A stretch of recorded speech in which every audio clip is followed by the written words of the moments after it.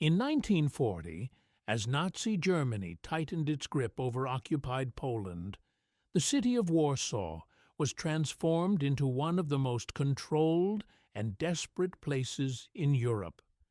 Behind walls topped with barbed wire, the Nazis created the Warsaw Ghetto, sealing more than 400,000 Jewish men, women, and children into a confined area with barely enough food, water, or medicine to survive. Disease spread quickly, starvation became a daily reality, and entire families were left with no hope of escape. It was into this environment that Irena Sendler, a Polish social worker and nurse, began her work. Officially, she was granted access to the ghetto as part of a public health team tasked with monitoring disease outbreaks, particularly typhus.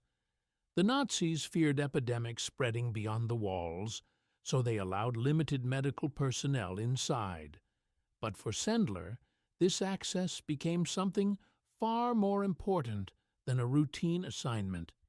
Each time she entered the ghetto, she witnessed the suffering firsthand: children weakened by hunger, families living in overcrowded conditions, and people who knew that deportation meant almost certain death.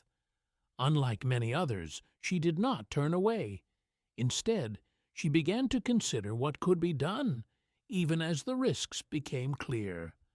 Helping Jews inside the ghetto was punishable by death under German occupation, not only for the individual involved, but often for their entire family.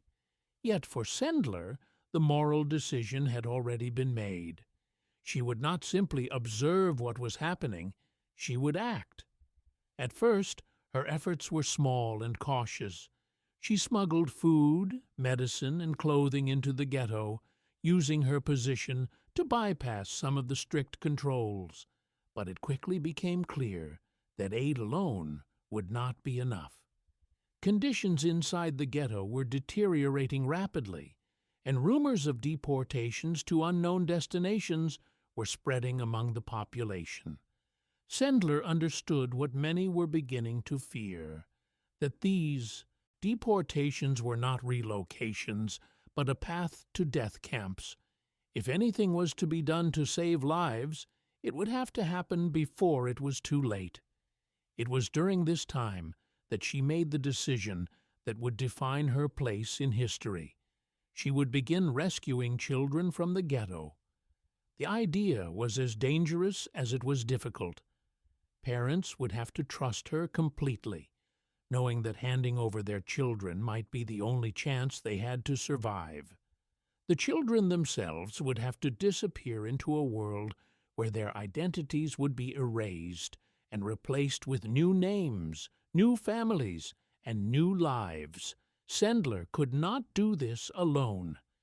She began building a network of trusted individuals, doctors, nuns, resistance members, and ordinary citizens who were willing to risk everything to help.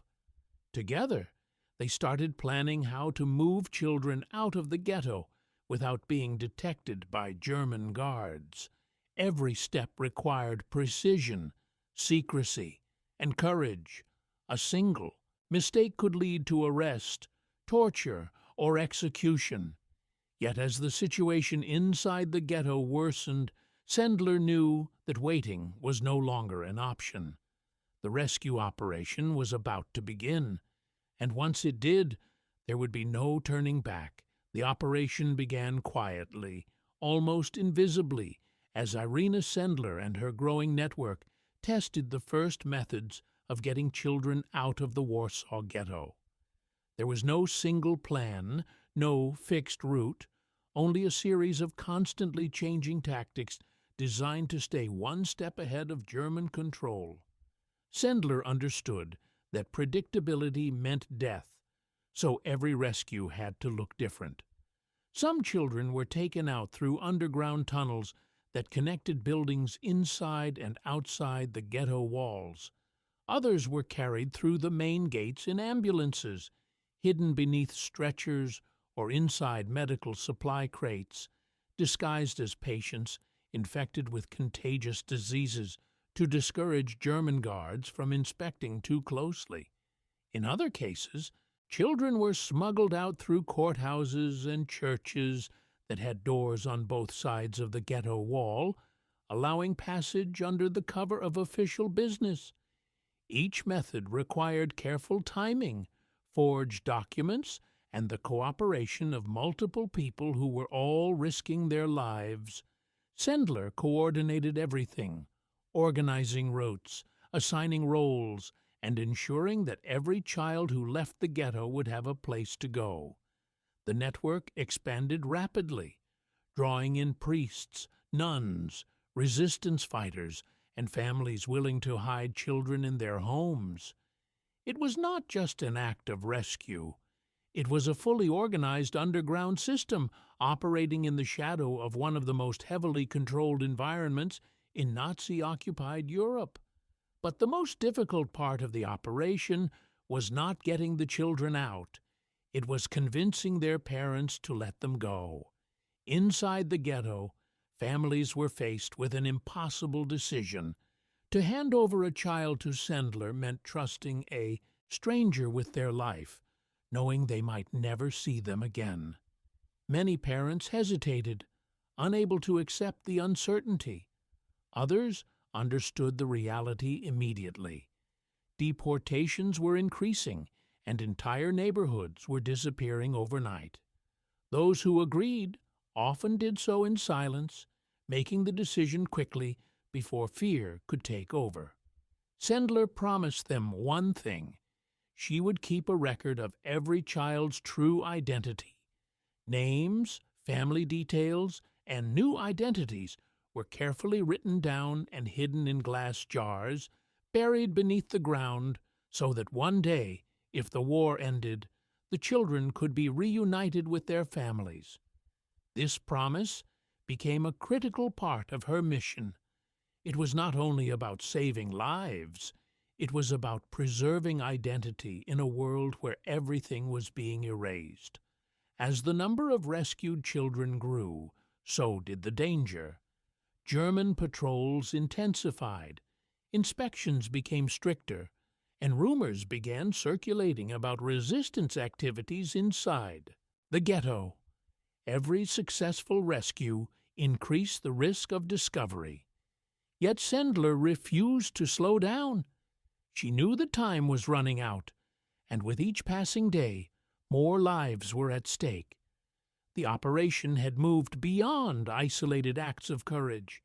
It had become a race against a system designed to destroy everything in its path. By 1943, the situation in Warsaw had reached a breaking point. The ghetto, once filled with hundreds of thousands of people, was being systematically emptied as deportations intensified. Entire families were forced onto trains bound for extermination camps, and the streets that remained were filled with fear, resistance, and the constant presence of German patrols. At the same time, Irena Sendler's operation had grown larger and more dangerous than ever before.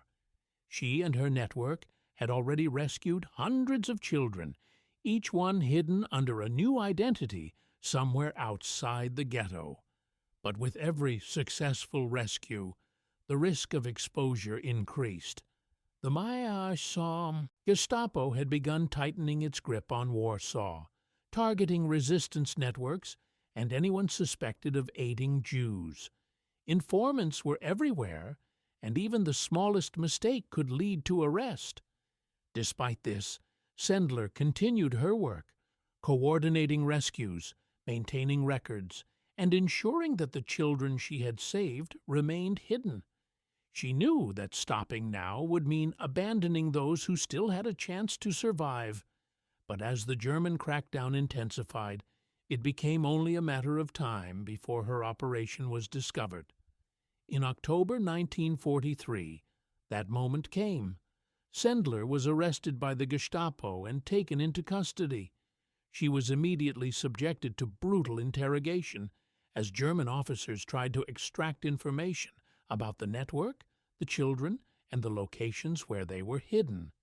The stakes could not have been higher.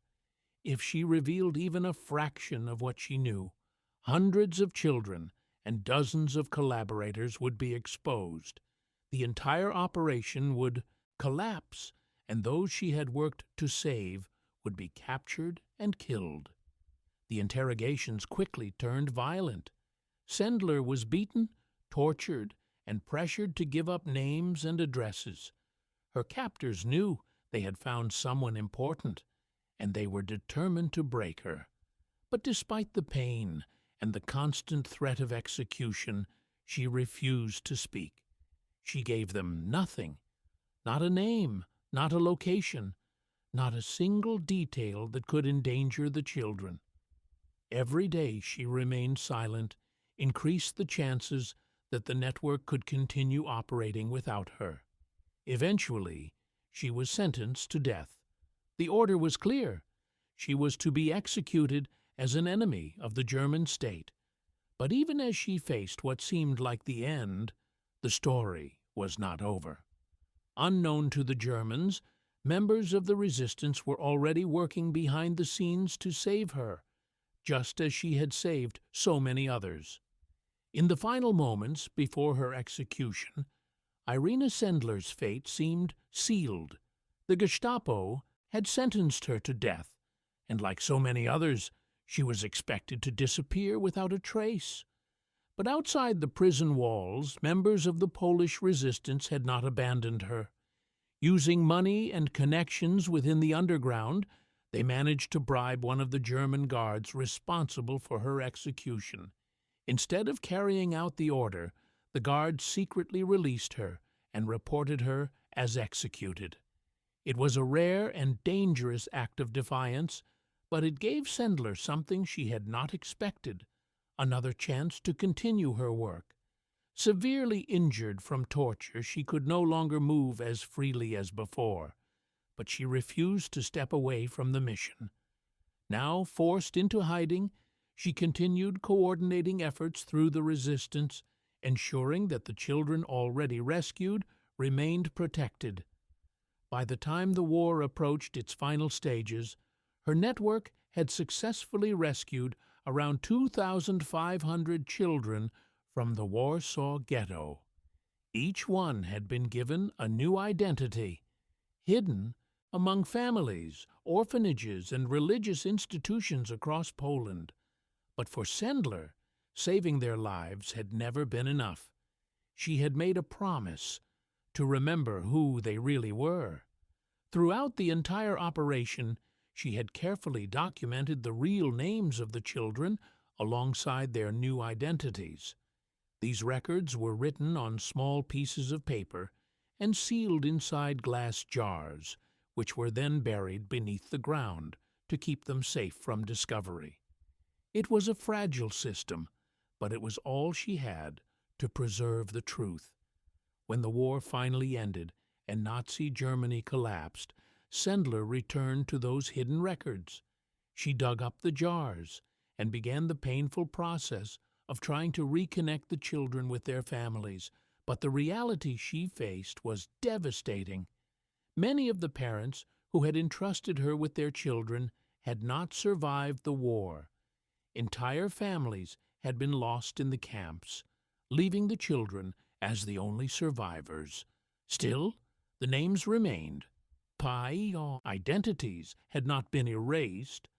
What Sendler had preserved was not just a list, it was a link to the past, a way for those children to understand where they came from and who they were.